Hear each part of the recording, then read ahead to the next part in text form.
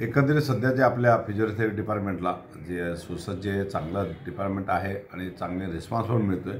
ते एक निदर्शनास एक गोष्ट इकडे आली की जे 50% रुग्ण जे येत आहेत जवळपास ते मानेचं दुखणं असेल, कमरेचं दुखणं आणि पाठीच्या कणाशी संबंधित जास्त आजार दिसत आहेत.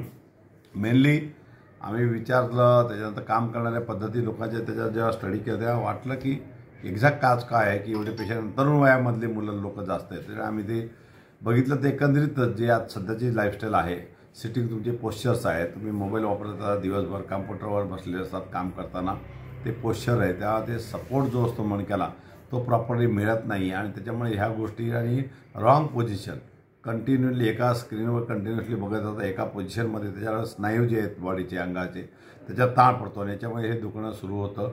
आणि त्याच्यानंतर बऱ्याच अंशी जे आपला मेन बॉडीचा कडा आहे, जो पाठीचा कडा बोलूया किंवा ते स्पाईन बोलू त्याला, ते नेकपासून तर आपल्या कमरेपर्यंत याच्यावर काही त्याचे विपरीत परिणाम होतात. हे थोडे डिस्लोकेशन होणं, डिस्क होणं हा प्रकार त्याच्यामुळे उद्भवू शकतो.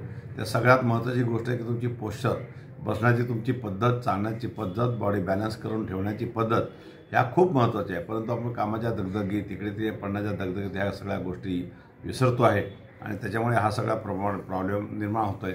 तरी आम्ही ते एक सेशन घेतो लोकांना की बसल्याला कसं पाहिजे, ऑफिसमध्ये कसं बसायला पाहिजे, चेअर कशी असायला पाहिजे, स्क्रीनवर कंटिन्युअसली जे काम करणारे वर्क फ्रॉम होम ही जी पद्धत आहे त्याच्यामुळे ते कंटिन्युअसली लॅपटॉपवर बसवून खाली मान घालून हे लोक कंटिन्युअसली तासनतास काम करतात आणि नक्की त्याचा विपरीत परिणाम बॉडीवर होतो.